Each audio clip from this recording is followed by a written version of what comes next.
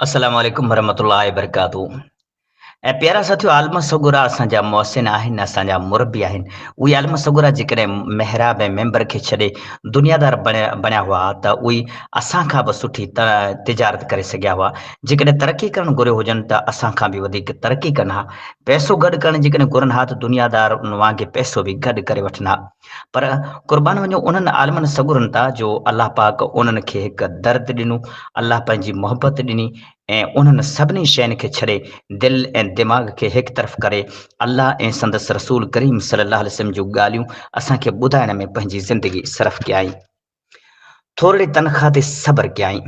इन करे असां ते इहो फ़र्ज़ु बणिजे थो त असां उन्हनि ॾे मुहबत जी निगाह सां ॾिसूं, छो जो उहे आलम सगुरा उन कारखाने जा मैकेनिकल आहिनि जंहिंमें इंसान तयारु थींदा आहिनि, जंहिंमें अबोचन खे अकुलु मिलंदो आहे, जितां खां ॿिन्ही जहाननि जी कामयाबी मिली सघे थी। मौलवी अब्दुर्रहीम पछमी रहमतुल्लाह अलैह जी वस्ती लुड़िय ॻोठ जे जामा मस्जिद जे इमाम ऐं ख़तीब मौलाना अमीन फैज़ी समूह साहब जी अलविदाई तक़रीब ॾिसी गम बि थियो ऐं साण गॾु ख़ुशी बि थी।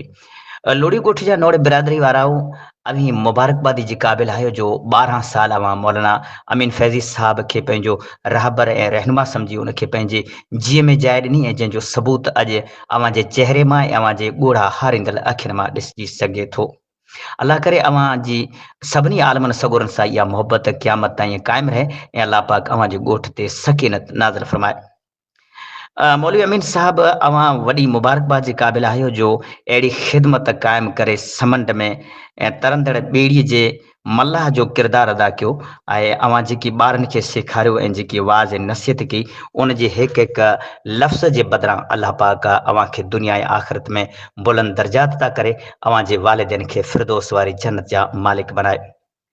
मंजिल से आगे बढ़कर मंजिल तलाश कर, मंजिल से आगे बढ़कर मंजिल तलाश कर, मिल जाए तुझको दरिया तो समंदर तलाश कर, हर शीशा टूट जाता है पत्थर की चोट से, पत्थर ही टूट जाए वो शीशा तलाश कर।